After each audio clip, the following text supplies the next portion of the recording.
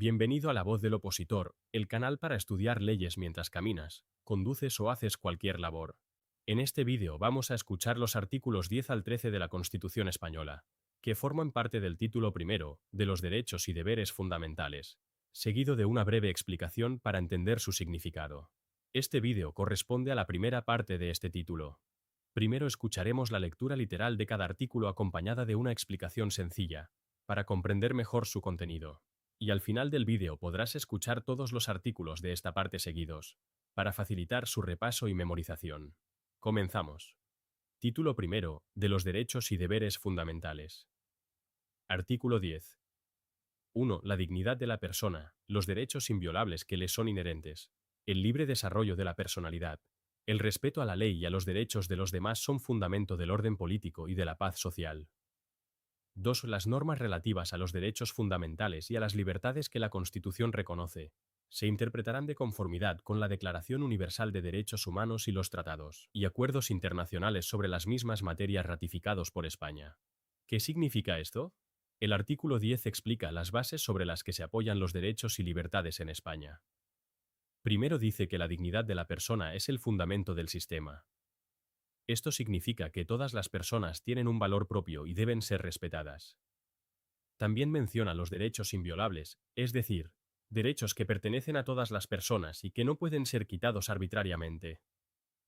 Además, habla del libre desarrollo de la personalidad, lo que significa que cada persona debe poder vivir su vida y desarrollarse como quiera, siempre respetando la ley y los derechos de los demás.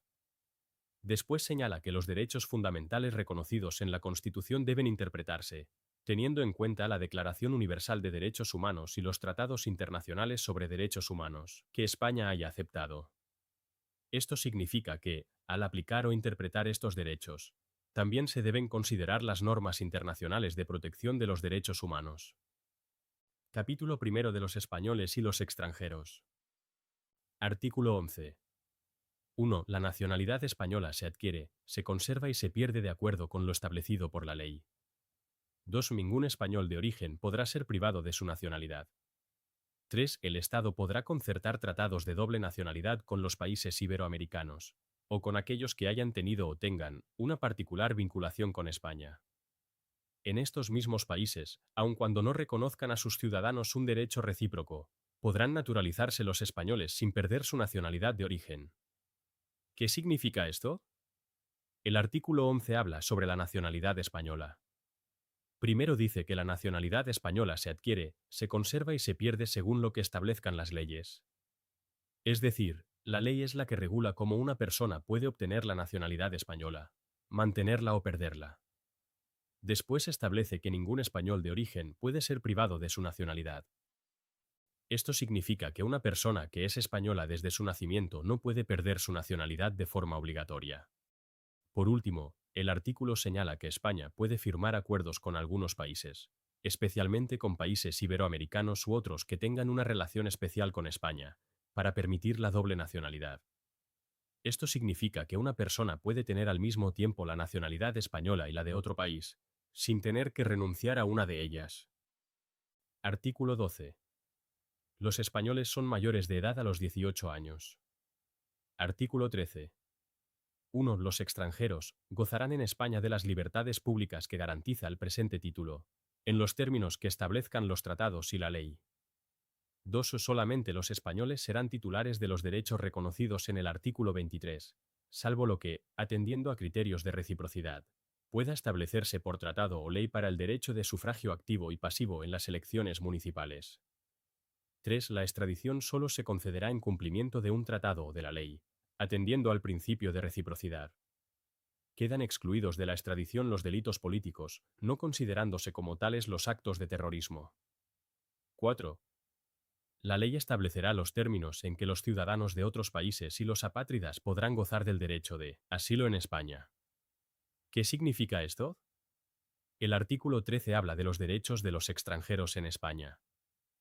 Primero dice que los extranjeros pueden disfrutar en España de las libertades públicas que reconoce la Constitución, pero en las condiciones que establezcan las leyes y los tratados internacionales. Después señala que algunos derechos políticos, como los que aparecen en el artículo 23, están reservados principalmente a los españoles. Sin embargo, en algunos casos los extranjeros pueden participar en las elecciones municipales si existe un acuerdo de reciprocidad entre países.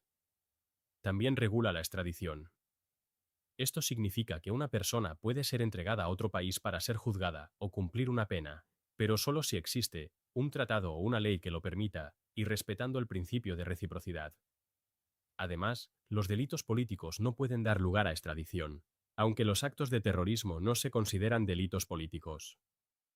Por último, establece que la ley regulará en qué condiciones los ciudadanos de otros países y las personas sin nacionalidad, llamadas apátridas, pueden obtener el derecho de asilo en España. Esto significa que pueden recibir protección si necesitan refugio.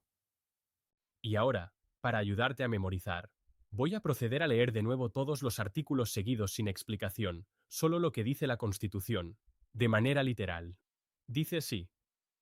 Título primero, de los derechos y deberes fundamentales. Artículo 10. 1. La dignidad de la persona, los derechos inviolables que le son inherentes, el libre desarrollo de la personalidad, el respeto a la ley y a los derechos de los demás son fundamento del orden político y de la paz social. 2. Las normas relativas a los derechos fundamentales y a las libertades que la Constitución reconoce se interpretarán de conformidad con la Declaración Universal de Derechos Humanos y los tratados y acuerdos internacionales sobre las mismas materias ratificados por España. Capítulo primero de los españoles y los extranjeros. Artículo 11. 1. La nacionalidad española se adquiere, se conserva y se pierde de acuerdo con lo establecido por la ley. 2. Ningún español de origen podrá ser privado de su nacionalidad. 3. El Estado podrá concertar tratados de doble nacionalidad con los países iberoamericanos, o con aquellos que hayan tenido o tengan una particular vinculación con España. En estos mismos países, aun cuando no reconozcan a sus ciudadanos un derecho recíproco, podrán naturalizarse los españoles sin perder su nacionalidad de origen. Artículo 12. Los españoles son mayores de edad a los 18 años. Artículo 13. 1. Los extranjeros gozarán en España de las libertades públicas que garantiza el presente título, en los términos que establezcan los tratados y la ley.